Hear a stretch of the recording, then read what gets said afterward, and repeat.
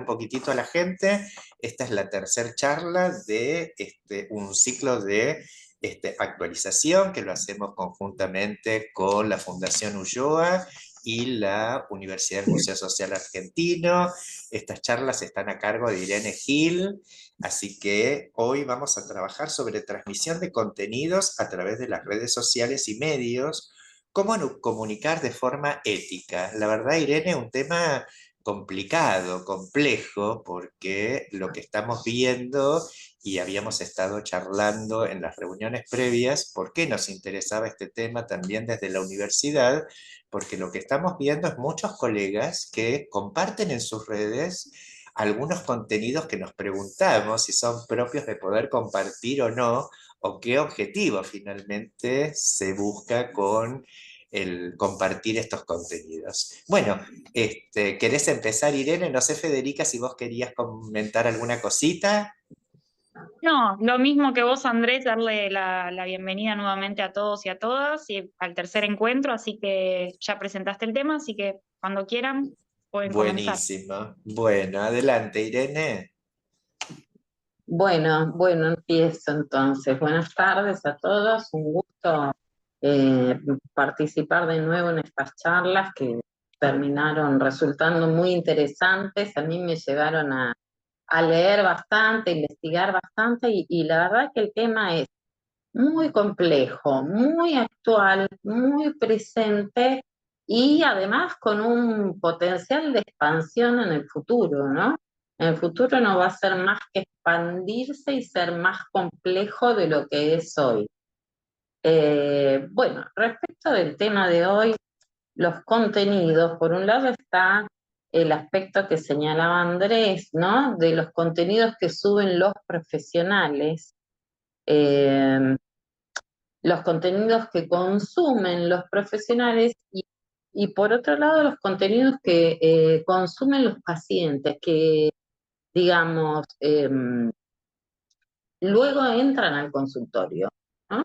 Entran al consultorio y ya voy a particularizar algunas cuestiones que me parecen importantes, eh, pero bueno, empezamos por los profesionales, ¿no? Realmente las redes se convirtieron en una ensalada donde está todo junto, todo indiscriminado, cuestiones, contenidos que suben instituciones con nivel académico, contenidos que sube alguien que tomó una clase por primera vez y arma un video de YouTube y transmite conceptos aplanados, distorsionados, simplificados, como que a la hora de buscar contenidos para la formación, tienen que ubicar siempre las fuentes, que sean fuentes que a ustedes les parezcan importantes, sólidas, o un profesional que ustedes conozcan, tengan referencia al nombre, porque realmente es una ensalada infernal. La otra vez yo me encontré con un muchacho que subió una clase sobre el grafo, pero tan mal explicada, tan mal todos los conceptos, tan aplanado, eh, que, bueno, es problemático, ¿no? Es problemático si uno cree que está estudiando el grafo de deseo con ese video. Eh, y luego está el perfil profesional, ¿no? Ustedes tienen que saber que los pacientes buscan en Internet, buscan al profesional en Internet. Ponen el nombre, supongan que se empiezan a analizar con ustedes, ponen el nombre de ustedes, buscan las referencias. Entonces, ¿qué, qué de lo propio circula en las redes? Es un tema que el profesional tiene que tener cuidado. No puede dejarlo así, librado a la espontaneidad total de las redes, porque los pacientes nos buscan. Esto es un dato, sí, concreto y sucede. Digamos, el lugar más profesional puede ser LinkedIn, pero bueno, si uno tiene el Facebook abierto, entonces el profesional tiene que pensar cómo arma su visibilidad en las redes. Por ahí tener dos Instagrams, uno con un seudónimo para la vida privada y otro para contenidos profesionales. Pero no tienen que ser ingenuos en esto. Y un poco hay que cuidarse de no subir cosas privadas, ¿no? De no subir en malla en la playa tomando un trago, como que no ayuda al perfil profesional. Y esto no es solo una cuestión de queda mal, afecta la transferencia, ¿no? Si recordamos que Freud en Iniciación al Tratamiento y Consejos al Médico, dos textos que les recomiendo que relean porque son muy ricos en estas cuestiones que Freud nos transmite de lo que él fue reflexionando, de cómo se posiciona el analista, cómo se presenta. Él habla de la neutralidad, ¿no? De mostrarse neutro o de no mostrar mucho de uno para que el espacio de la transferencia lo ocupe el relato del paciente, las fantasías del paciente, las fantasmáticas, los sueños. Entonces, piensen que si un paciente mío, bueno, entra al Instagram, se entera de toda mi vida, qué hice el sábado, qué hice el domingo, es complicado. Es complicado luego para la transferencia. Se puede complicar, no necesariamente es complicado, pero se puede complicar. Igualmente, Andrés, me parece que vos también tenías algo para decir sobre esto, a los contenidos que suben. ¿A qué te referías? ¿A contenidos privados o a contenidos? No, yo me refería, digamos, por un lado, coincido con lo que vos decís, Irene, de que se confunde a través de las redes sociales cuestiones de la vida privada, que también es un tema que cada persona debería revisar acerca de qué, pero bueno, es un tema mucho más amplio que nos excede, pero sí en relación a nuestro lugar como agentes de salud, como psicólogos. ¿Qué contenidos compartimos en las redes? Por ejemplo, yo me he encontrado gente explicando al común de la gente el complejo de Edipo en los niños y cómo como mamá poder detectar estas cosas. Digo, ¿dónde les dijeron en la formación que esto se podía hacer en las redes? Porque una cosa es en el aula, cuando nosotros aprendemos cuestiones del psiquismo, del desarrollo infantil, del despliegue subjetivo, y otra cosa es que yo me pongo a dar consejos como psicólogo acerca de cómo detectar si mi hijo está atravesando adecuadamente el Edipo. Y esto lo veo cada vez más, ni hablar de otras cuestiones, ¿no? Pero, digamos, así como puede ser cuestiones psicoanalíticas, que lo veo excesivamente, ¿no? Porque otra cosa es lo que vos comentabas. Es muy común en YouTube que alumnos que están cursando la carrera o que ya dieron una materia, les pasan, les comentan la materia y como vos decís, la comentan mal.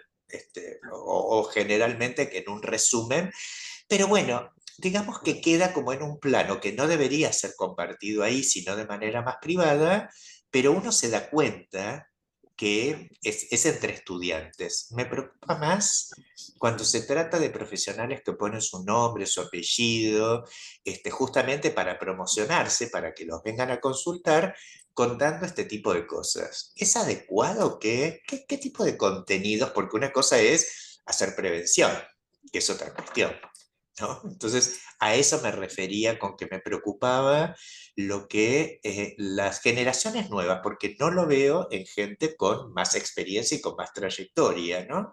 Pero en las generaciones más jóvenes sí veo esto de compartir cuestiones que han estudiado en la carrera. No sé si vos pensás lo mismo y qué pensás acerca de eso.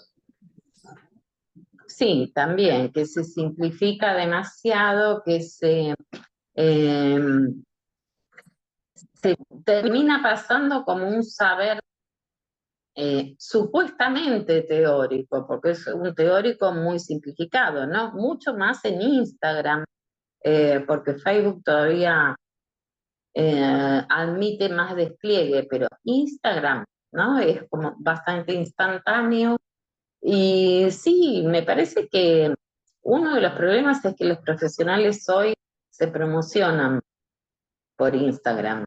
Em, y, pero pueden pensar el modo, ¿no? De hacerlo de un modo más cauto, ofrecer, si quieren, asistencia psicológica, pero no transmitir teoría mal y rápido. Y además explicitando conceptos que son internos a nuestra práctica. Nosotros, cuando estamos con los pacientes, no le decimos, usted qué dipo que tiene. No trabajamos así.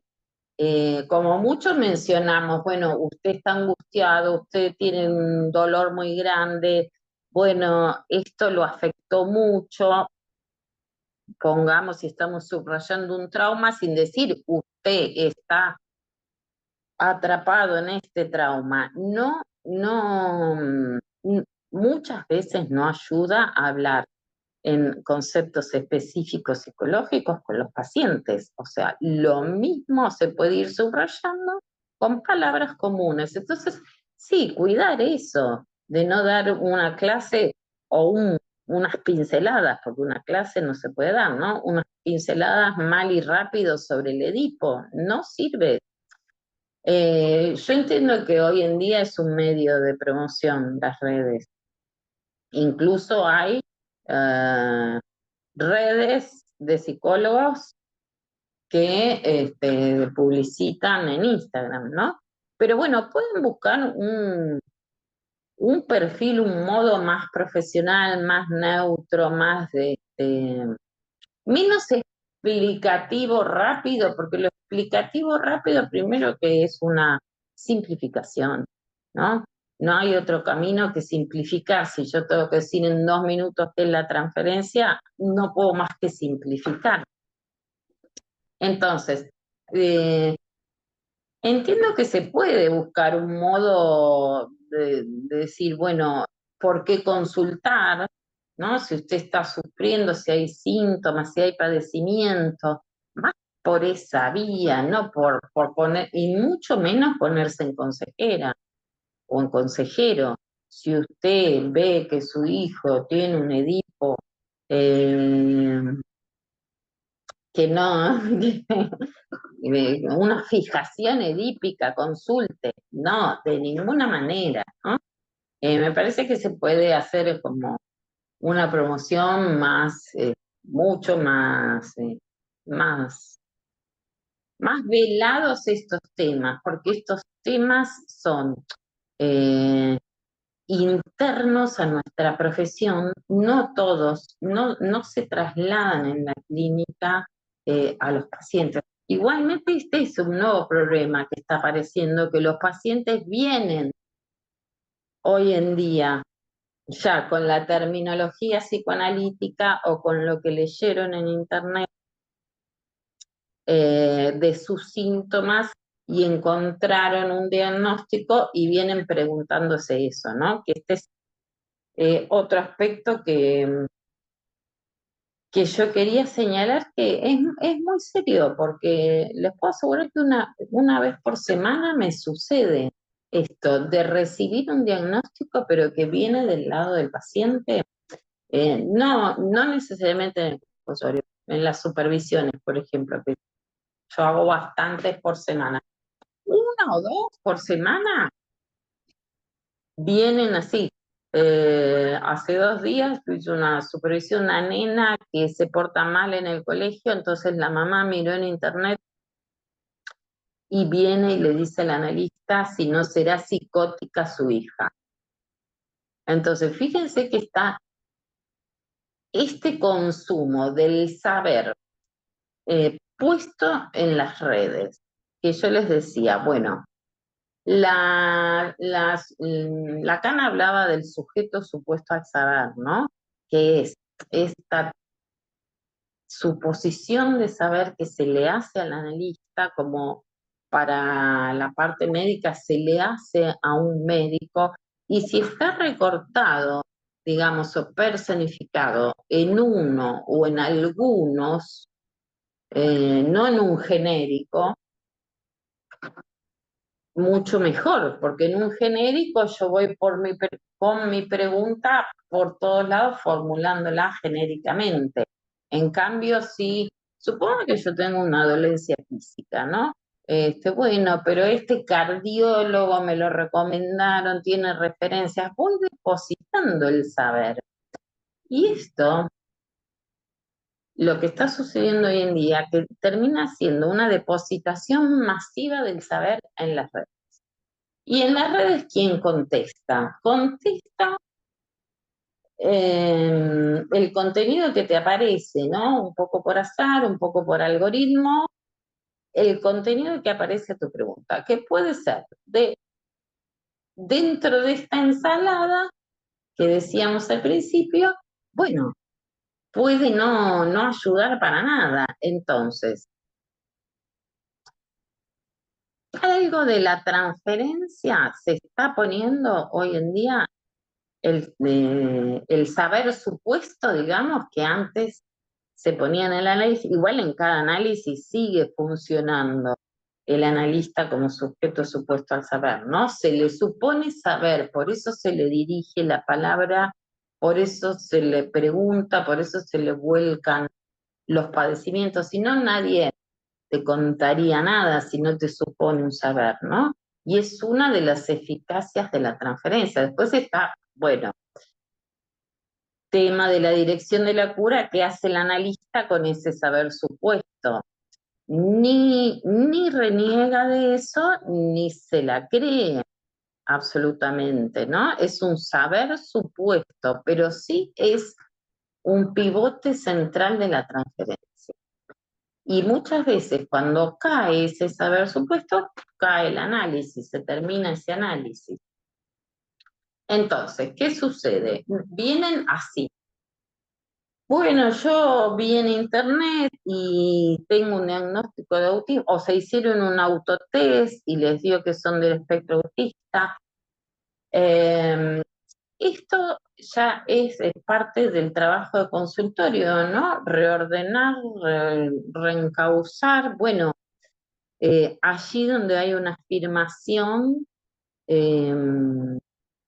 tratar de abrir una pregunta, ¿no? Porque además es una respuesta por el ser, soy autista, soy déficit de atención, y esta respuesta por el ser, por un lado, tranquiliza. ¿Por qué? Porque esos síntomas, esas rarezas, esas cuestiones de mí misma que no comprendo, de pronto tienen un nombre, tienen un diagnóstico. Ah, es por esto, ahora entendí todo, ¿no? Entonces, ¿qué está sucediendo? Por un lado, que se analizan diagnósticos que son graves, serios, que los tienen que hacer profesionales, a veces en interdisciplina, ¿no? Se llega a un diagnóstico así. No estoy diciendo que no hay personas autistas, que no hay personas psicóticas, pero estoy diciendo que no todos, o neurodivergentes, que hoy en día se nombra cualquier cuestión sintomática, ¿no? O de carácter, o ya se nombra con estos diagnósticos que son serios, ¿no? De ser verdad, estamos hablando de situaciones serias que requieren luego de tratamientos también interdisciplinarios, ¿no? Andrés, tengo entendido que esta es tu área de trabajo, que es verdaderamente serio el tema. Sí, digamos, yo siempre me he dedicado a la parte de evaluación y específicamente en discapacidad. A ver, tal vez en discapacidad estamos teniendo cada vez más voces de las personas con esta condición, pudiendo hablar acerca de qué significa portar una discapacidad, desde diferentes instituciones, personas en forma individual, y la verdad que se está haciendo de una manera sumamente interesante. No así lo veo con el tema del autismo. El autismo en el último tiempo ha como ocupado todos los espacios, es decir, está borrando a todo el resto de la humanidad para ser el centro de la Tierra Lo cual, digamos, es imposible que de la noche a la mañana todos sean expertos en el espectro autista, todos son expertos, que no sé, me parecen muy jóvenes para ser expertos, por un lado. Por otro lado, este término de espectro es mucho más amplio, entonces hay que ser mucho más cuidadoso, pero ahí empieza a aparecer. Si tu hijo tiene tal cosa, sé tal cosa. Si tu hijo tiene tal otra, sé tal otra. Si vos sabés que es autista y entonces comprarle los cosos para taparle los oídos. Digo, a ver, esto no es algo que es como el paracetamol. Me parece que va por esa línea, ¿no? Lamentablemente. Es como hacer propaganda de, te duele la espalda, tomate un paracetamol y seguí caminando, que sería la negación del síntoma. Entonces, no creo que ayude, y digo, una cosa es que tal vez uno lo ve mucho en los coach o coaching, como aparecen en el último tiempo, que bueno, está bien, me parece que tal vez tienen otra forma de comunicarse. Lo veo en los agentes de salud como nosotros, psicólogos, médicos psiquiatras, que empiezan a hablar de la psiquiatría, de la psicología, de ciertas cosas con la gente, como si la gente tuviera que saber esos contenidos. No digo que la gente tenga que ser ignorante porque cualquiera puede agarrar un libro de Freud y leerlo. ¿Qué problema hay? El tema es por qué un psicólogo, veo muchos chicos jóvenes o chicas jóvenes, como ustedes quieran llamarlo, que agarran y dicen, hoy vamos a hablar de la angustia y su devenir o no sé qué otras cosas.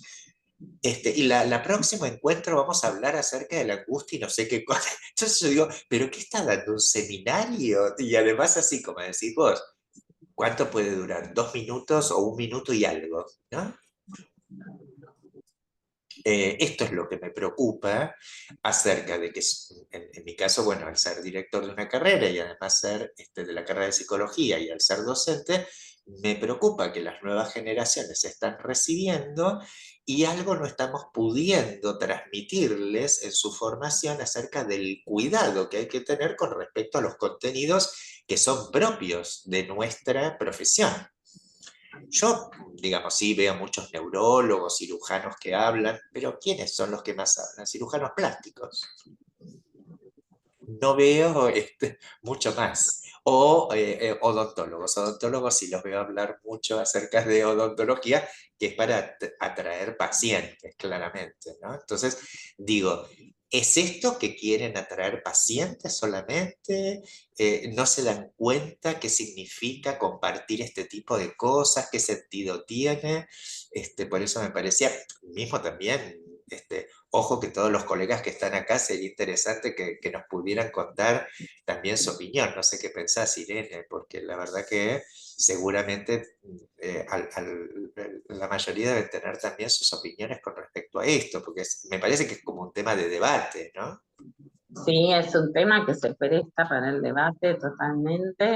Si alguien quiere participar, abre el micrófono y participa, ¿sí? Sí. Bueno, y surge una pregunta central que hay que hacerse en el momento de subir un contenido. ¿Para qué lo estoy subiendo? ¿Cuál es mi objetivo? ¿Por qué voy a dar una mini clase de algo? ¿Con qué objetivo?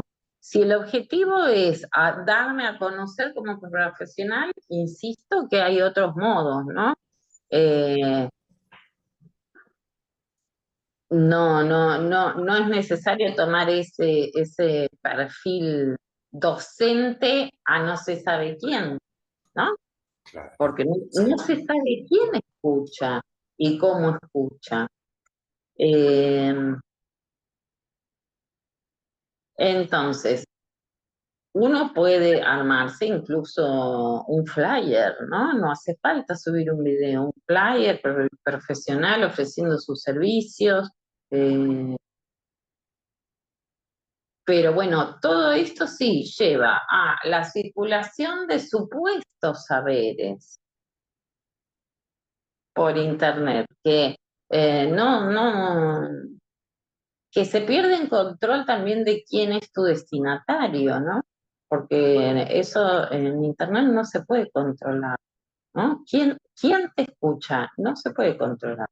No se puede tener ni idea, quiero decir, controlar no, pero yo acá, por ejemplo, puedo tener una idea de quiénes me están escuchando, pero si subo un contenido a internet, no, no. Eh, entonces, ¿cómo puede ser tomado esto? ¿Qué efectos puede producir? Es imposible de calcular. Lo que llega al consultorio, ya les digo, es esto. Me hice un test. Es más, está sucediendo algo que hasta parece que es moderno ser autista. El otro día había una conductora de un programa de televisión. O sea, tiene escena, tiene recursos simbólicos, lleva años conduciendo un programa diciendo que se había hecho el test, le había dado que era autista y que entonces ahora entendía porque ella a la mañana no quiere hablar con nadie, tiene mal humor a la mañana, en el sentido, ella lo decía como, no quiero socializar a la mañana, y por eso va a ser autista. ¿Se dan cuenta que qué distorsión enorme, seria, grave y complicada se está produciendo? ¿No? Porque Igual, no quiero ver. Irene, perdón que te interrumpa, si estamos hablando de la misma persona, dijo que llegaron a esa conclusión con su psicóloga.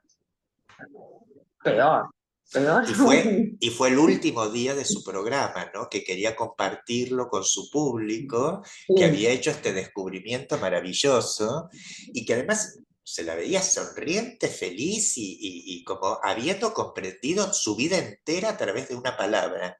Soy autista, dijo, ¿no? Esto que vos te referías, lo cual, digamos, lo primero que yo me pregunté es, bueno, si lo sos, es un tema tuyo personal, tuvo muchas críticas de las asociaciones de padres de niños autistas. Fue impresionante la manera en que reaccionaron muy bien, con mucha altura, pero diciendo, no tenés idea de lo que es tener un hijo con autismo. Además decirlo así en un medio masivo de comunicación, pero coincido plenamente con lo que vos decís, está de moda, pero mira, yo recuerdo una cosa. Yo hace 40 años, cuando hice mi residencia en el Tobar García, en general, el mayor, digamos, la mayor cantidad de niños que iban, niños y adolescentes, lógicamente eran con dificultades graves y en general eran psicóticos. Pero me acuerdo que había ya empezado en aquel momento la idea de muchas veces no decir psicosis porque era algo que estigmatizaba al niño y la palabra autismo era como que producía menos rechazo. A lo cual nos peleábamos claramente entre psiquiatras, psicólogos y todo lo demás, ni siquiera existía la ley del psicólogo en ese momento, peor. Este, pero digo, y ahora que vuelve a pasar esto, ¿no? Autismo sigue siendo algo que una cosa es decir psicótico y otra cosa es decir autismo. Sí, sí, y esto del espectro que se presta para todo. O sea, el punto es, hay pacientes autistas, sí, por supuesto que hay, no es que no hay, pero hay una cantidad de situaciones que se nombran autismo y no son autismo, no son autismo. Entonces, esto nos lleva a otro tema muy importante, que es cómo el profesional escucha todo esto y cómo lo entiende. Porque si entiende que hay un déficit, ¿no? Estas clasificaciones en general se nombran por el déficit, déficit de atención, déficit, trastorno eh, oposicionista desafiante. Bueno, hay algo en esa persona que tiene un déficit y que por eso es oposicionista desafiante, y entonces, ¿qué le vamos a hacer? Es así como una especie de condición. Entonces, si un profesional lo entiende así, no lo va a poder trabajar, no lo va a interrogar. El oposicionista desafiante puede ser un síntoma. Un nene oposicionista desafiante que habrá que construir la pregunta o hacerse la pregunta de, bueno, ¿por qué este nene tiene que decir a todo que no? ¿Qué es lo que está pasando? ¿De qué se está separando gracias a este no? ¿Entienden la diferencia leerlo, escucharlo, y esto ya sí es del lado de profesional, más allá de los saberes con los que vengan impregnados los pacientes, ¿no? Es como escucha el profesional. Si entiende que ahí hay un síndrome, esto aplasta, encasilla, fija, vuelve más difícil el trabajo porque el mismo profesional está pensando, sí, claro, acá hay un síndrome. Entonces, si hay un síndrome, por ejemplo, una paciente que se ponía a estudiar y no entendía nada, se ponía a estudiar y no entendía nada. Leía y no comprendía, ¿no? En la facultad. Entonces viene con alguna idea así, que entonces ella tiene déficit de atención, no entiende.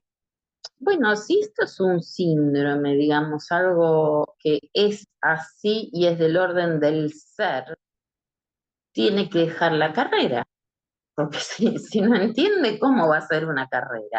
Bueno, ¿qué fue apareciendo a partir de las preguntas? Claramente era un síntoma, que se sentaba en el momento de sentarse, ya no podía conectar. Esto es claramente un síntoma neurótico. Entonces, bueno, ¿qué es la angustia de estudiar? ¿Qué le pasa ante el texto? ¿Cuáles son las fantasías temidas, ¿no? Que era el examen oral, si iba a ser capaz, si iba a poder dar cuenta, si iba a poder reproducir un texto, si iba a poder apropiarse. Fíjense, había una cantidad de temores, había también algo que tenía que ver con lo familiar, de ir más allá del horizonte familiar, porque en la familia no habían estudiado. Bueno, una cantidad de temas que hacen a la trama neurótica y que no son déficit, son síntomas. El hecho de no poder conectar con el estudio es un síntoma, no un déficit. Entonces, hoy se van llevando las categorías hacia este costado del déficit y bueno, es muy importante que los profesionales no convaliden esto porque si no, no van a poder propiciar un trabajo de eso problemático que traen los pacientes, porque para los pacientes es problemático, sí, ¿no? Es problemático, es algo que no entienden, que no saben por qué les pasa, o que cuando tienen que estudiar limpian toda la casa, pero y no pudieron sentarse a estudiar.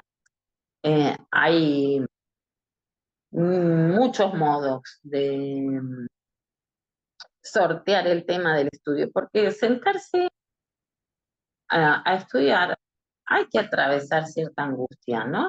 Sumergirse en un texto, comprender el texto, apropiárselo, hay que atravesar cierta angustia. Bueno, algunos ante la angustia retroceden o hacen un síntoma. Entonces, bueno, es muy importante este punto, ¿no? Cuando el soy así, poder abrirlo, interrogarlo y leerlo como soy así, este es mi síntoma más que soy así. Ya Freud decía, ¿no? En Inhibición, Síntoma y Angustia, que el yo termina asimilando el síntoma y definiéndose y llevarlo a un modo del ser, un rasgo de carácter, decía también, ¿no? Como un modo de componer las cuestiones con ese cuerpo extraño que es el síntoma. Entonces, si nosotros lo convalidamos, es una oportunidad de trabajo que no se da. Que no se da. Y bueno, después, sobre todo en el ámbito de las infancias, puede haber regresiones, porque nació un hermanito, porque, no sé, el padre empezó a viajar más y está más ausente, por muchísimas vicisitudes de la crianza que pueden asustar a los padres, pero esto no necesariamente significa que cayeron en un diagnóstico grave, ¿no? la subjetivación en las infancias puede tener así también como progresiones y regresiones, momentos progresivos, digamos, de avance de la subjetividad, momentos donde el nene se empieza a hacer pis de nuevo. Bueno, yo lo que veo en este momento que está todo muy, que enseguida se ponen alarmas, diagnósticos fijos como para siempre, sobre todo en las infancias que hay tiempos, ¿no? Un nene a los 6 es uno, a los 8 es completamente distinto, a los 10 es completamente distinto, ¿no? Porque se van produciendo las inscripciones psíquicas necesarias para subjetivación y van cambiando, ¿no? Se van ordenando en relación a la ley, a la castración, etcétera, etcétera. Y entonces van teniendo posicionamientos diferentes. Ahora, el punto es que si ante algunos signos así que hacen ruido, voy a internet, encuentro un diagnóstico, ¿no? Ya sellamos, cerramos, pusimos un nombre, lo objetivamos también como, bueno, lo entregamos, esto que les decía antes, lo entregamos también al saber de internet. Hay también una de su posición de los padres como una falta de confianza en su saber inconsciente, ¿no? De poder llevar adelante las crianzas, ¿no? Y con éxito, digamos, no sucumbiendo a diagnósticos tremendos cuando no hay patología, ¿no? No estamos hablando de los casos donde sí hay certificado de discapacidad, patología, estamos hablando de los casos de neurosis en el consultorio, pero que vienen nombrados así.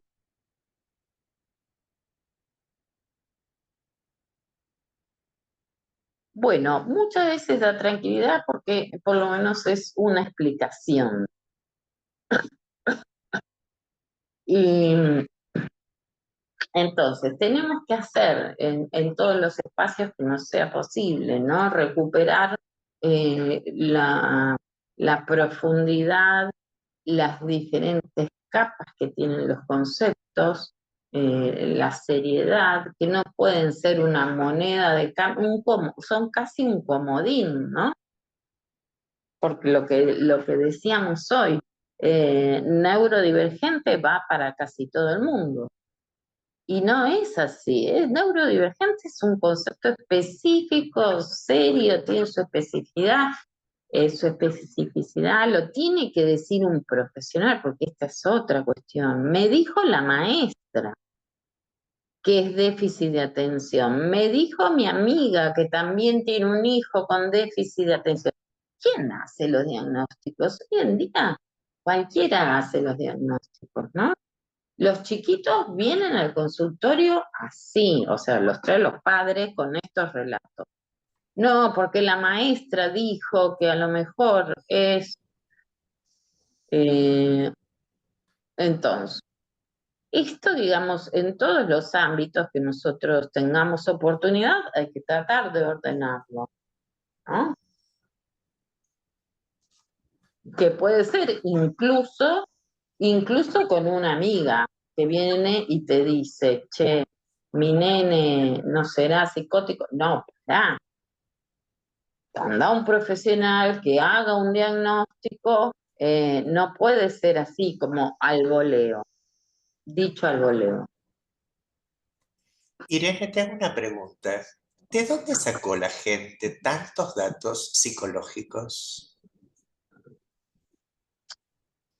Ahí Sí, Martín, Martín, creo que...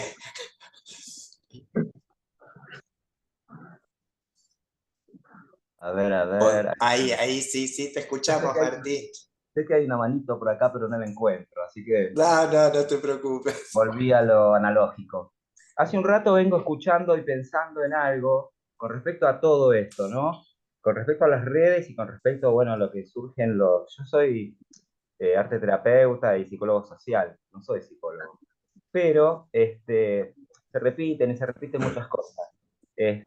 Y creo que el tema, y también se planteó la pregunta, ¿por qué es todo tan rápido, no? Esto de la inmediatez para todo, para diagnosticar, para responder, para encontrar una solución absolutamente a todo, que sería, entre comillas, la famosa pastillita para todo también. Que la gente busca Claro. una pastillita para todo. Y Claro. las redes se han convertido un poco en eso, ¿no? Este, la filosofía trata un poco esto, Han Byung-Chul Han, el coreano, habla sobre el tema de que se perdió un poco la contemplación, ¿no? La contemplación de las cosas, de lo que vivimos. Sí. Todo esto de la inmediatez, que tiene que ser súper veloz. Eso se nota en lo que puede durar un video, no sé, en Instagram, en las redes estas más conocidas. Son todas cosas muy pequeñas, minutos, segundos. Los mismos mensajes de texto, cómo la gente escribe un mensaje de texto. Ya, bueno, ya acá nadie escribe, ahora graban, pero también la manera de hablar, el lenguaje que se Sí, utiliza dentro de esos medios, es completamente ajeno a las personas y se traslada, digamos, a las relaciones, se traslada a, bueno, insisto, a la inmediatez de todo. Y bueno, hay una traba, no sé, tremenda. Bueno, esto yo creo que es un tema de época, ¿no? De los, los medios masivos de difusión más las redes. El otro día veía una publicidad de Swiss Medical que dice, no busques tus síntomas en internet, consulta a un médico. O sea, no es que nos pasa solo a nosotros. En temas médicos también sucede. sí, sí, sí, tal En cual. Por eso yo temas- decía que de dónde la gente saca tanta información. Creo que por un lado, durante muchos años los psicólogos hemos dado excesiva información en los medios de comunicación.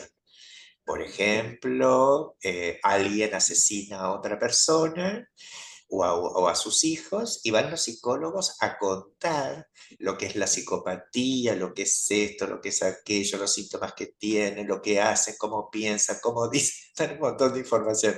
Así, un montón de cosas en el área de evaluación. Nosotros tenemos graves problemas porque lógicamente con la difusión que hay acerca de lo que tenés que responder para que te vaya bien, en un examen laboral, o lo que fuera, para tránsito, para el carnet de conducir y cosas por el estilo, realmente no nos favorece de ninguna forma. Pero digo, en parte, los psicólogos hemos hablado demasiado en los medios masivos de comunicación y hemos difundido demasiado los conceptos de psicología, casi como un placer narcisista de andar enseñando la psicología a todo el mundo.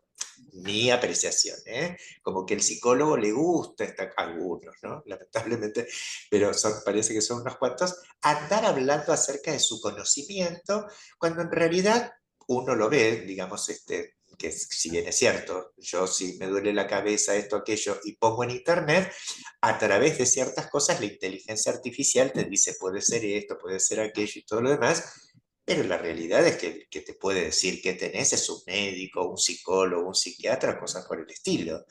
Pero digo, y después otros medios de comunicación. No sé si ustedes, por ejemplo, ahora se está por estrenar una nueva película española, que es un boom, ya se estrenó en España, va a ser un boom en todo el mundo porque es un padre con su hijo autista y una madre con su hijo autista. Ahora, este hijo autista es lo que nosotros hace muchos años atrás hablábamos de un niño genio, ¿no? Superdotado, ¿no? Porque habló desde muy pequeño, qué sé yo, pero el distintivo de la película, que lo dice el director, es no tiene habilidades sociales. Ningún genio tuvo habilidades sociales. Nunca. Claro, mira si va a ser genio y además tener habilidades sociales. Cuando su cabeza puede, entonces el chico en la película, entonces nuevamente, una película que le está mostrando a los padres que tienen un hijo con autismo, una realidad como fue de las primeras de Estados Unidos, donde se acuerdan que un actor muy conocido hizo de autista, pero también que simplemente con ver una caja de fósforos decía la cantidad que tenía dentro de fósforos, sin contarlos. Eso no es un autismo, ni es una pérdida, Claro, claro, ¿no? Entonces claro. digo, me parece que nosotros en parte hemos tenido responsabilidad en el sentido de hablar tanto de la psicología y tratar de contar tanto de estas cuestiones. Una de las apreciaciones. Después me parece que tiene que ver con esto de que una cosa, porque si nos ponemos a pensar, uno tiene acceso a conferencias de gente muy importante, qué sé yo, Ulloa, Sí, las charlas que se dan, puede ir cualquiera, y no me parece mal, al contrario, el derecho a saber lo tiene todo el mundo. Ahora, si vos después, porque escuchaste 10 conferencias interesantes de Ulloa, vas a seguir hablando en tu cuenta de Instagram acerca de la angustia, bueno, no sé si es como decís vos, ¿a quién le estás hablando? Porque en Ulloa cuando se hace algo, o en otra institución, o esto mismo que hacemos nosotros, vos lo decías bien, lo estamos haciendo en el marco de reflexionar entre colegas y otras personas que a lo mejor no necesariamente sean psicólogos, pero estén en el área de la salud, y estamos reflexionando sobre los temas, ¿no? claro, claro, sí, sí, sí, totalmente. Ahí recién Federica decía que ahora encima se suma el chat GPT. Y la inteligencia artificial es una nueva cuestión, es verdad. ¿Por qué? Porque hasta ahora Google, que era un gran diccionario, ¿no? Cargado por múltiples actores, donde volcaban el saber, ¿no? Alguien puede poner Edipo y subir una clase sobre Edipo y entonces cualquiera tiene acceso a eso, pero no deja de ser un diccionario, un enorme diccionario inmenso para todos los temas, que puede ser diabetes tipo 1 también, ¿no? Así como decimos de Edipo, y aparecen doctores explicando qué es la diabetes tipo 1. Pero ahora la inteligencia artificial es generativa, genera contenido en el momento, en la interacción y ajusta la respuesta ante las repreguntas del actor que está interactuando. Y entonces esta depositación del saber que les decía en las redes ya termina siendo un secretario virtual personal, ¿no? Porque se le pregunta todo: ¿cómo hago para hablar con mi jefe? ¿Cómo le pido un aumento? ¿Cómo me disculpo con mi novia, con mi novio? ¿Cuál es el mejor modo para seducir a fulanita, o fulanito, es lo mismo, no importa, que tiene tales y tales características? Ya me avisó que no le gusta que lo invadan, entonces, ¿cómo hago? Entonces, fíjense que termina siendo un asistente para todo. Los adolescentes buscan en IA todo. Ahí se me cortó. No, leíste bien. Los adolescentes buscan en la inteligencia artificial todo, es decir, las respuestas a todo, el trabajo Sí. práctico de la escuela, cosas de su interés, y es verdad, sí, sí, sí, sí. Eh, Bueno, hay, entonces ya está. disculpen, Sí, hay una película, Her, se llama, es una película bastante nueva, que trata este tema de la inteligencia artificial y las relaciones entre las personas. El protagonista contesta y escribe cartas amorosas para terceros, digamos, y él termina involucrado en una relación con una inteligencia artificial. Ese es el planteo de la película.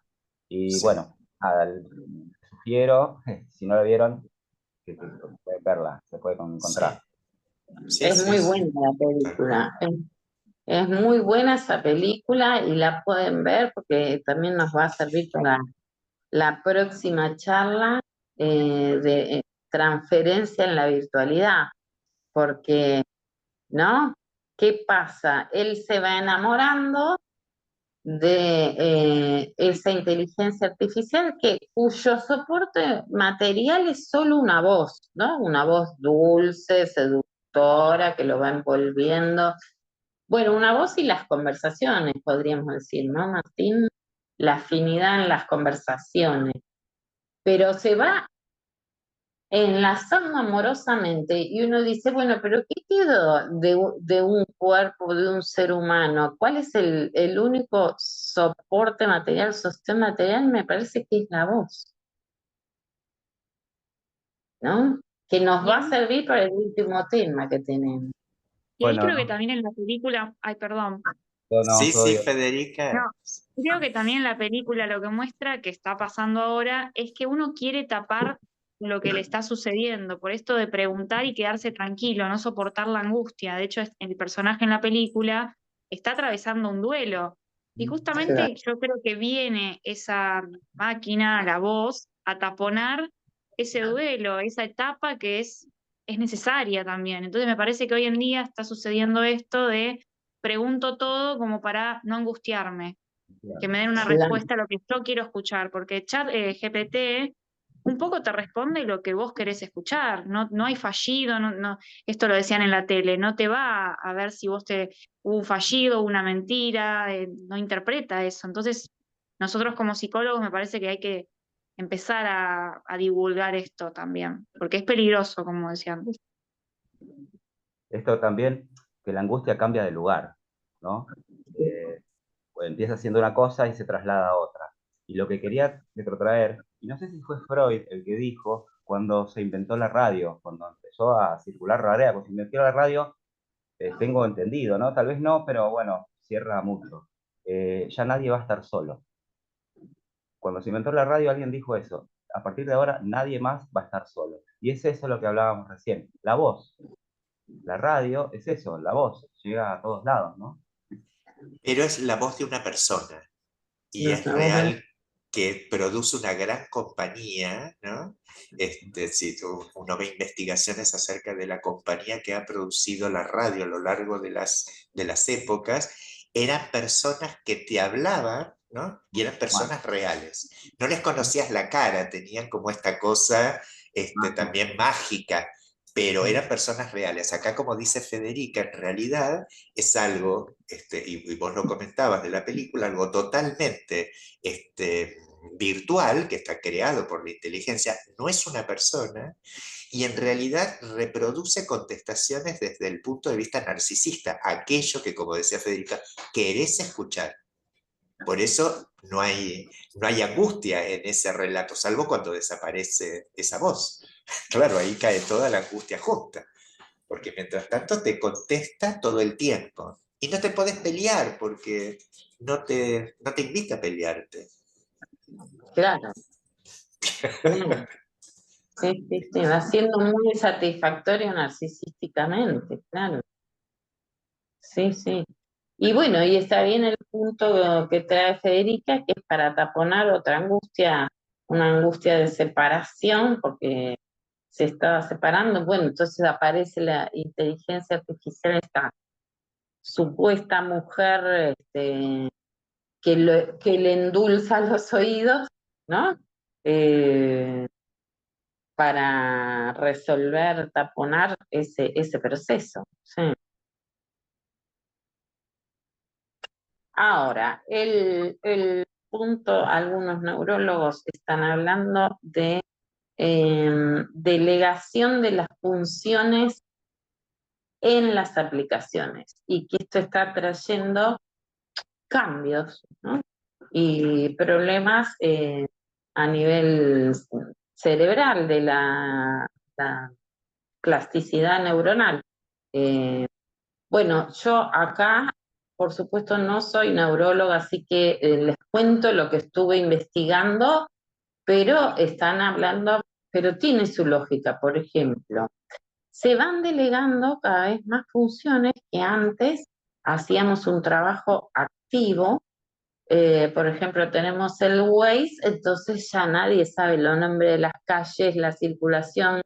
Antes te aprendías con la guía Filcar antes de salir a la calle, ¿no? los recorridos, cómo era todo. Ahora la aplicación te guía, entonces te desligás de eso. Más serio, la calculadora. Ya nadie hace una cuenta mental porque está la calculadora, no hace falta. Más serio. Ya nadie se ocupa de si va con B larga o con B corta, si está el corrector. Entonces se dan cuenta cómo va produciendo cambios en el aprendizaje, en los procesos cognitivos, ¿no?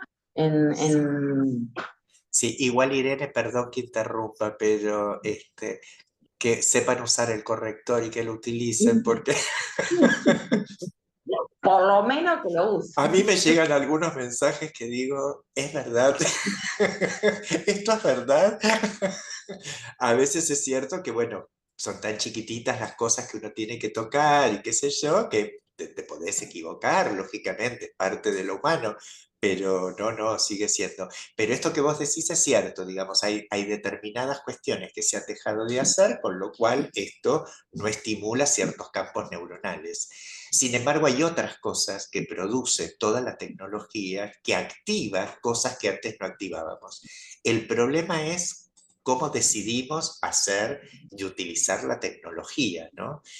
Hay muchos estudios acerca de cuando una pantalla te convoca a cuestiones interactivas, el juego en red con otros, a cuando vos haces un juego solitario, como hacer el solitario que antes hacías con las cartas, lo podés hacer con internet. Ahora, si es lo único que vas a hacer, como por ejemplo esto que ya está programado por el algoritmo, el juego es simplemente que vos vayas sumando puntos.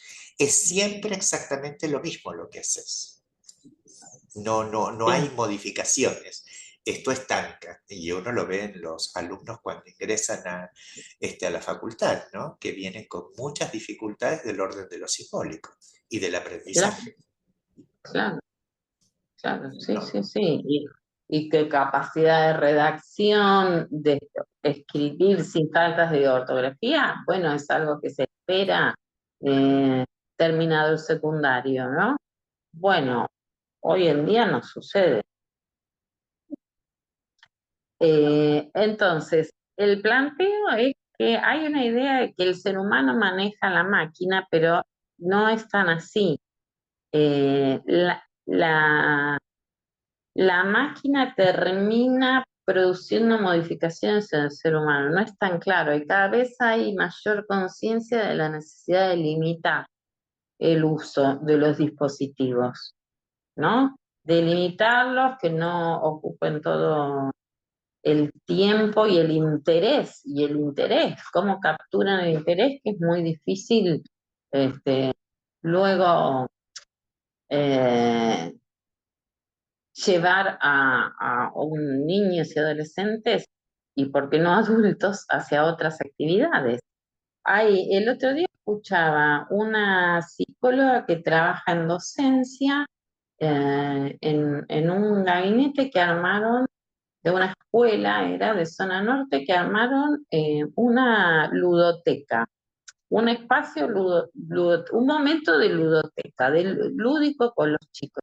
Y decía, bueno, nos encontramos con que los chicos no saben saltar a la soga, el tatetí, el tinenti, el otro, ¿cómo era? El de que ponemos, que sirve para la clasificación, animales, colores, El tutti frutti. el tutti frutti. El tutti frutti sirve para organizar la clasificación. O sea, fíjense que son juegos que sí, que van produciendo como cuestiones de ordenamiento cognitivo, ¿no? El tutti frutti es clasificación.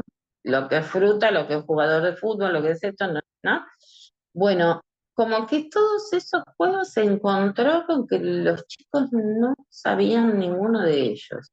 La rayuela, bueno, es un juego, era un juego de vereda, de espacio, espacial, ¿no? O de patio, que marcabas en el piso una rayuela, y hoy esa espacialidad está toda en una parte. Entonces también ahí se está armando una relación diferente a la espacialidad. también en el hecho de que antes había varios objetos, ¿no? O por ejemplo, tenías un objeto radio, un objeto teléfono, un objeto equipo de música, un objeto computadora para entrar a internet.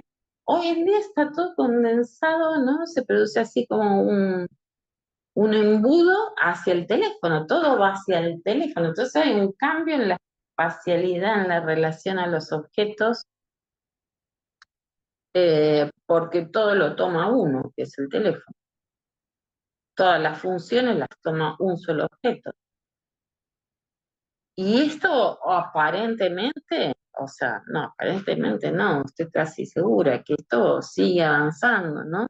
Ahora hay algo que se llama Internet de las Cosas, que es los objetos de tu casa van a estar conectados con el teléfono, entonces vos los vas a manipular a distancia, ¿no? Estás a media hora de llegar a tu casa, prendés los aire acondicionados para que cuando llegue esté calentita.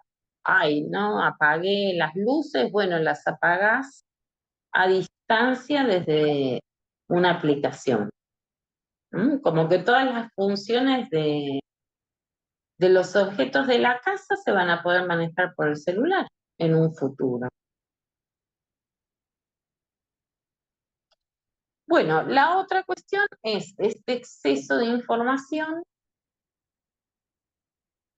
permanente, ¿no? Que estamos aplastados por una cantidad de datos permanentes, y que nunca llega el tiempo de la comprensión o de la organización de esos datos.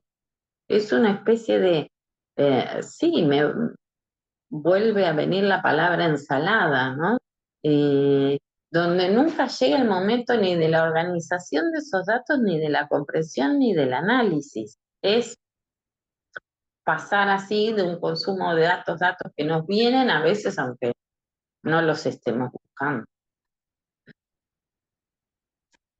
Entonces, a la inteligencia artificial le falta ese momento de integración que hace al tema del sentido, de dar sentido a esos datos, ¿no? O de armar una experiencia de esos datos. Y no hay, por supuesto, la profundidad del contacto humano.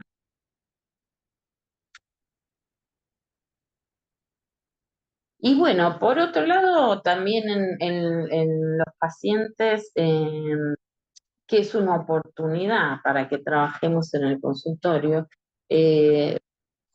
niños y adolescentes que están expuestos a contenidos inconvenientes, ¿no? Inconvenientes de sexo, de violencia, excesivos para su edad.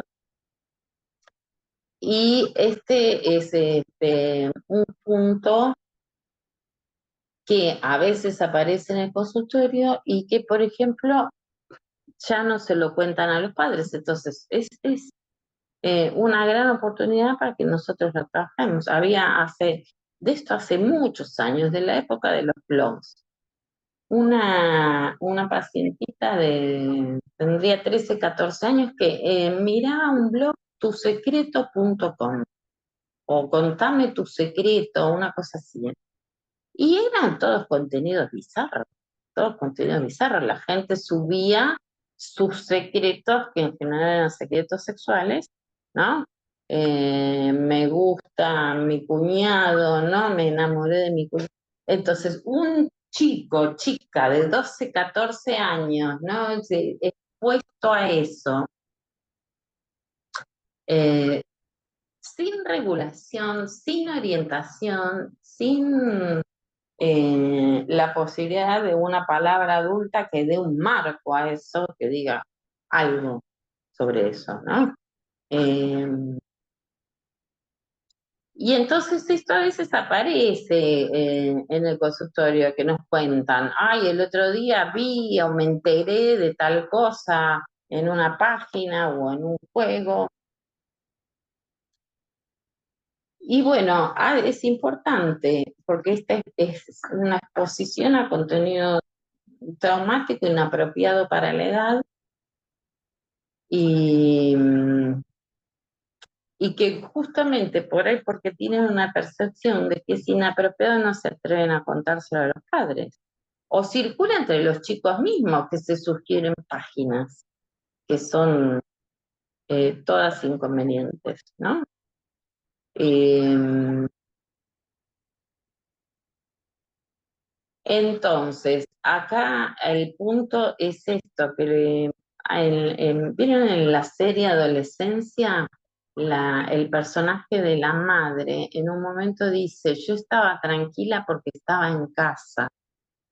O que hay una idea distorsionada en los adultos de lo que es la seguridad. Entonces, un chico, cuando se le da un celular, ya se lo emancipa en las redes. Es una emancipación muy anticipada a sus capacidades subjetivas para decir, bueno, acá mejor no, de este sitio salgo, ¿no? Entonces quedan expuestos a contenidos traumáticos, a cosas excesivas y hasta ciberacoso, ¿no? Como extremo. Pero es esta cuestión, que no hay que en esto los chicos nos llevan la delantera, porque nacieron en la era digital, son nativos digitales, y los adultos vamos muy detrás. Y entonces, la idea de seguridad de los adultos es más bien no llegues tarde, ¿no? Lo que te va a pasar en la calle, a dónde vas, avísame con un mensajito cuando llegaste. Entonces, en la serie aparece muy claramente cómo en este chico, el protagonista, estaban pasando un montón de cosas en el colegio y en las redes y en relación al bullying y lo que había circulado por Instagram, y que los padres desconocían totalmente, ¿no?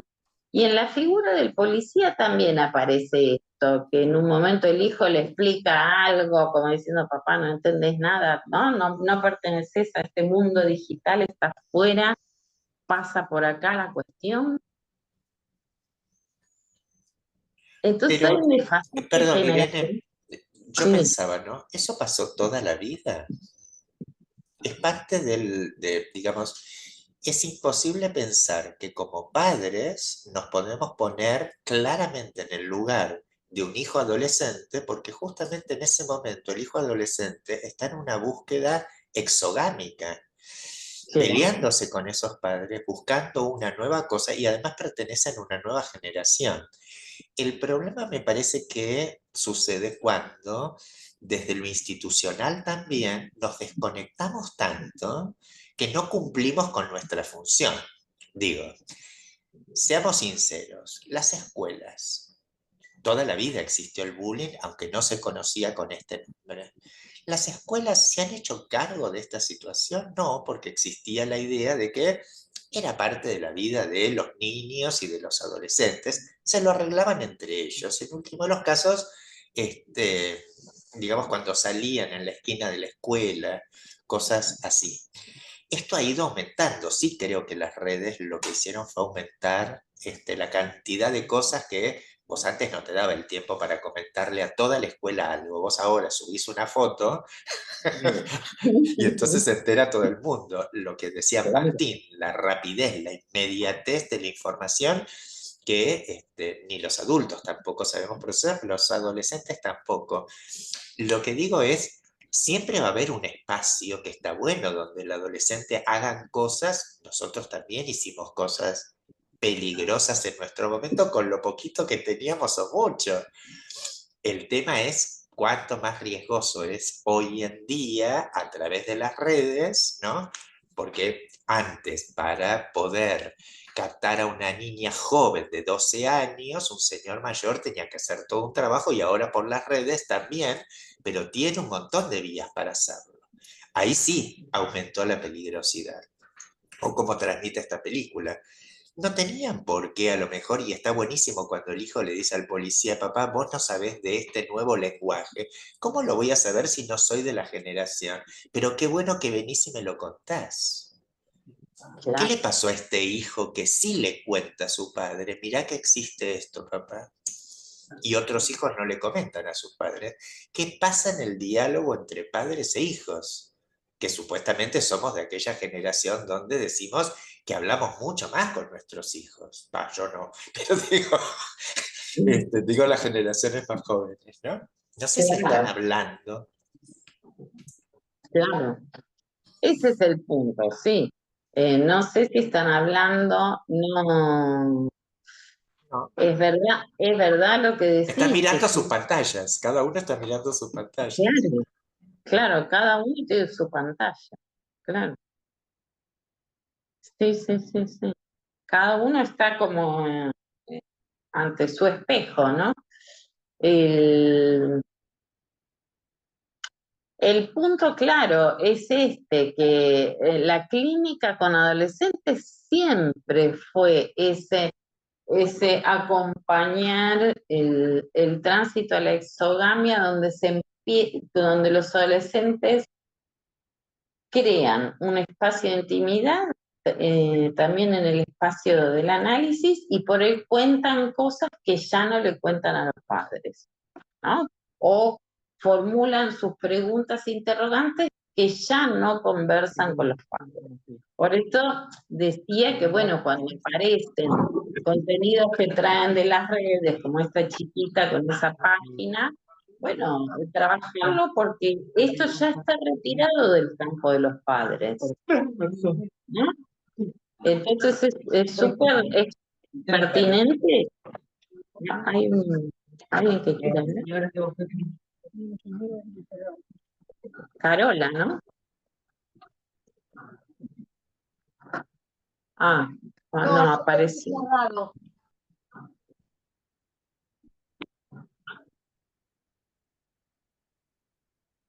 No, no entendí. No, creo que se le prendió el micrófono, Ire. Que le Creo que se le prende el prendió el micrófono. Sí, igualmente vamos, si te parece, como dejar unos 10 minutitos a ver si alguno quiere hacer también un comentario, alguna pregunta, si les parece, como para ir cerrando. No, simplemente yo quería hacer un comentario, una cosita chiquita a sumar. No era el micrófono abierto. Chiquito, pero lo sumo también a lo que van compartiendo. Gracias por la charla. Pensaba también en cómo en este uso de las redes, a veces, en términos de la promoción de algún profesional, también entra en juego otro tema que podría ser de debate, pero que también es enlazado a el uso público de fotos o de videos de los pacientes, sin autorización, con todo lo que eso conlleva, ¿no? Que un niño se viralice siendo, no sé, el paciente de un terapeuta, y en este punto, bueno, las consecuencias que eso trae, ¿no? Hay que hablar cuando es sin autorización.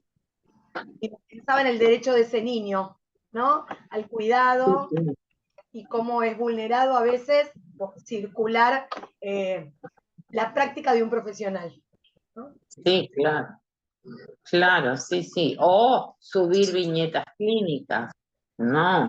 O sea, yo cada vez que hablo de algún paciente, o por ahí le cambio el sexo, le cambio las circunstancias, no, no, no.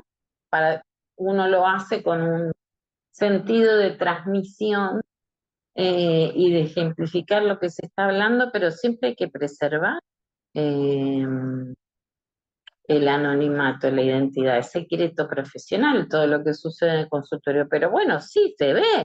El paciente me dijo, yo le dije, le interpreté. Esto también circula, ¿no? Esto también circula. Entonces, bueno, esta es otra cuestión a tener en cuenta de no subir viñetas clínicas, ¿no? Y si uno lo hace nuevamente en el marco de un congreso, le cambia suficientemente los datos como para que no sea reconocible. Pero sí, se suben videos de los pacientes, o sea, es algo increíble. Y eso ya lo hacen profesional. Bueno, después está mucha gente que sube a sus hijos, ¿no? Sube videos de sus hijos. Yo estuve mirando videos esta semana y también suben videos de los nenes.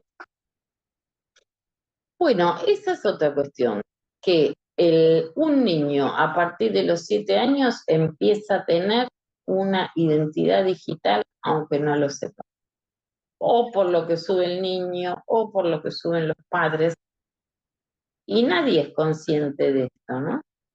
Y bueno, ahí es donde aparece el tema del ciberacoso, donde buscan perfiles, saben hacer un rastreo con esa información que fueron subiendo tanto los chicos como los padres.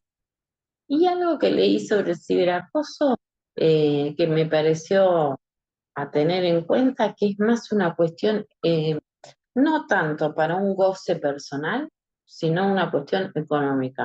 Obtener fotos para ser vendidas. O sea, como un negocio, ¿entienden? El objetivo es un negocio, ser vendidas. Los colegios también suben imágenes de alumnado, sí. Incluso se detectaron relaciones entre el tema de la vez pasada, el juego, la necesidad de plata, con esta búsqueda de imágenes vendibles. ¿Qué imágenes vendibles suelen ser? Imágenes eróticas que también pueden ser de adultos, ¿eh? Yo he sabido de adultos que se filman porque eso luego es una imagen vendible, que se monetiza, digamos, que obtienen dinero. Así que bueno, ¿algún otro comentario? Sí, los retos, esos retos que usan los niños también por internet, en estas maneras de comunicación, retos de hacer cosas medio extrañas, que a veces terminan en accidentes o en fatalidades, por una imagen o por una historia o por mostrar algo superador. Y bueno, no sé. Claro, como juegos de desafíos. Correcto, ahí está. Sí, Ver sí. si te animas. Sí, sí. Lo denominan retos. Retos, no sé, se me Sí. viene a la cabeza, no sé, comer cosas, beber cosas, exponerse a un peligro grande, esto, las motos que andan en una rueda, las bicicletas, subirse a lugares muy altos, bueno, no sé, desafiar cosas para mostrarse, ¿no? En las redes. Acá María Elena Rubio está pidiendo para poder hablar y por otro lado Cecilia dice que el año pasado fue el reto de la ballena, ¿no? Como lo estaba comentando Martín, como Claudia Díaz dice, o poder pertenecer al grupo, porque estos retos también están relacionados con quienes pertenecen o no pertenecen, ¿no? Igual, desde mi punto de vista, los padres puede ser que algunas cosas no se den cuenta. Ahora que tu hijo está en semejantes situaciones de peligro y vos no te hayas dado cuenta, me preguntaría, ¿dónde están? ¿Por dónde andan, no? Bueno, María Elena, ¿vos podés hablar con tu micrófono? Sí, sí puedo. Sí, perfecto, bárbaro, te escuchamos. No, me quedé con tu reflexión, Andrés, ¿no? Yo creo que a veces la pregunta es hacia los adultos. Mi pregunta es hacia nosotros mismos. ¿Qué es lo que no nos estamos dando cuenta? Porque cuando a uno le tocó criar, posiblemente porque yo nací en familia muy numerosa, siempre me preguntaba a dónde los ponía yo a mis viejos cuando tenía la edad de mis hijos. Sí. Y esa pregunta me ayudó muchísimo a dimensionar las distancias, cómo acercar las distancias entre las cosas típicas y silencios típicos y cuestiones personalísimas que se tiene en cada una de las edades y cómo acercarse al diálogo. Y yo creo que muchos, sobre todo lo veo en la generación de las amigas de mis hijos. O sea, en sus conversaciones, donde por suerte uno participa mucho en las reuniones familiares donde las personas mayores tenemos lugar, y hay como una distancia grande de las instituciones en la escucha a las familias. En mi profesión lo pude constatar históricamente. Y no estoy hablando de la década del 70, me recibí en el 68. En toda mi trayectoria profesional, las instituciones hacen deslizamientos a las familias y no se preguntan a sí mismas. Entonces, recién decía Irene, creo, que el juego en las calles no existe. El juego en las calles está. Yo vivo en un barrio donde están los tejos dibujados en la vereda. Uno pasa frente a una embajada y encuentra un tejo dibujado. Ahora, ¿qué cercanía hacemos nosotros a los juegos donde los chicos ponen el cuerpo y comprueban lo que se divierten?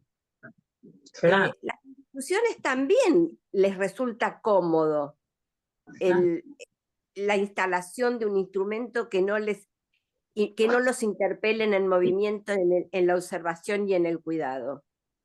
Entonces, es una interpelación. Y yo veo, por ejemplo, que muchos papás están reaccionando fuertemente. Dice, por lo menos, mi mejor argumento en casa es: si tu mamá me ve que estás con el celular, me mata. Con lo cual lo deja. Claro. Bueno, pero también agregaría, María Elena, de que los padres también han empezado a deslizarle a las escuelas que se hagan cargo de un montón de cosas que ellos no se quieren hacer cargo. Hoy en día tenemos como ese interjuego, porque yo que he trabajado toda mi vida en instituciones, sobre todo en la institución educativa, está sobrecargada de: ¿vos te diste cuenta? ¿Vos lo viste? ¿Vos lo hiciste? ¿Vos le enseñaste? Y la realidad es que voy a ir a lo básico. Uno pretende que el niño a la escuela venga con un conjunto de conocimientos que son propios de la enseñanza de la familia.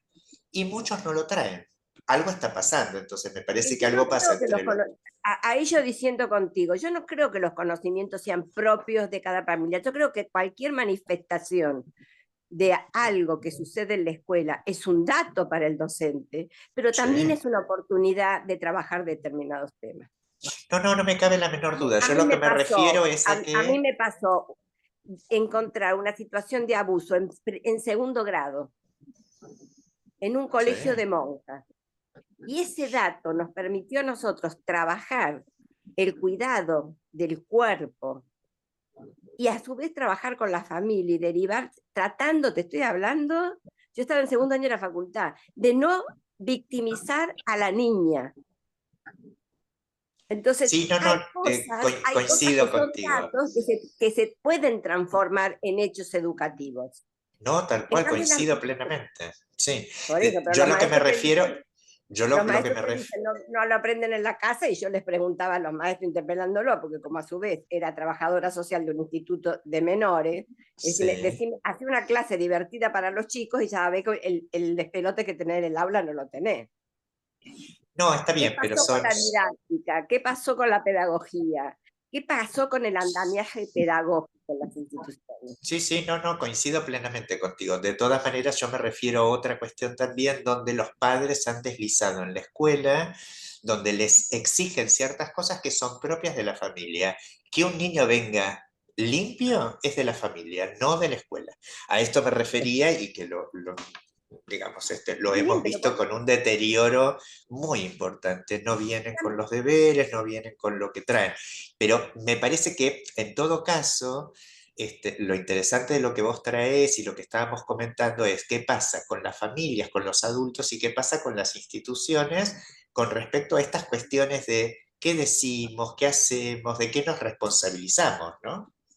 ¿Y cómo lo hacemos? Porque si tengo una institución que tiene un gabinete psicopedagógico, se entiende que hay Sí, una instancia grupal de generación con las familias que me facilita un claro, abordaje fuera de la sí, institución o mixta que me permita trabajar estas cosas. Entonces, tal cuando cual. vos trabajás con las mujeres populares y te dicen, gracias por hacerme dar cuenta, es lo que tenemos Claro, que buscar. El gracias por hacerme dar cuenta, no sí. censurar porque No, no se no, dio cuenta. no. A No, eso. seguro, tal cual, totalmente. Bueno, lo hablábamos la vez pasada, el concepto de comunidad educativa, que es muy antiguo, pero sigue siendo maravilloso, nunca se comprendió. Bueno, ya estamos ahí, llegamos, se nos terminó el tiempo. Irene, tus últimas palabras para invitar también dentro de 15 días el último encuentro, ¿no?